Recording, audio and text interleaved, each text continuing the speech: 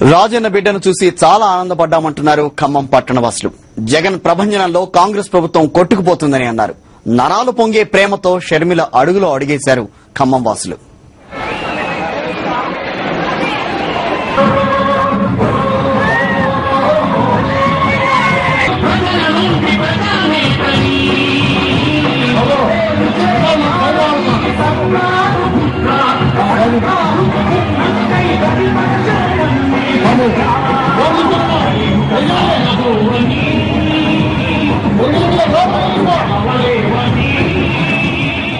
కాంగ్రెస్ టీడీపీల కుమ్మక్కు కుట్రలపై ఖమ్మం వాసులు మండిపడ్డారు.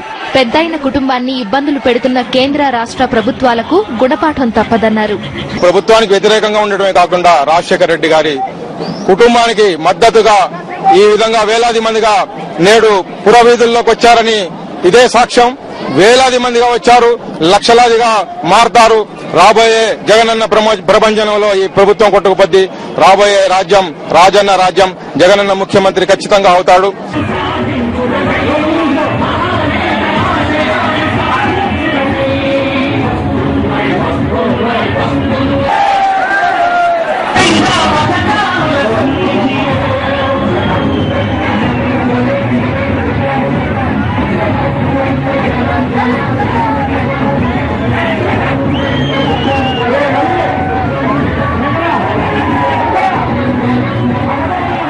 రాజశేఖర రెడ్డి గారి పథకాలు అమల్లోకి రావాలంటే జగన్మోహన్ రెడ్డి గారి ముఖ్యమంత్రి కావాలి.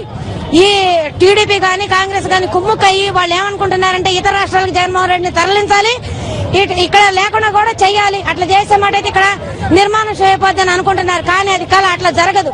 అట్లా జరిగినాడు రాష్ట్రం వల్లకాడైపోద్దని మా ముస్లిం మైనారిటీ తరపున నేను హెచ్చరిక చేస్తున్నా.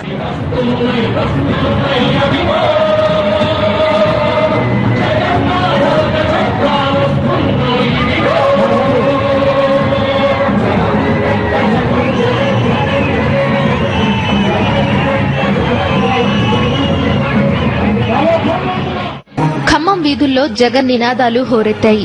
షర్మిల అడుగులో అడుగేయడానికి తరలివచ్చిన అభిమానులతో ఖమ్మం వీధులు జనతరంగాల్లో తడిసి ముద్దయ్యాయి.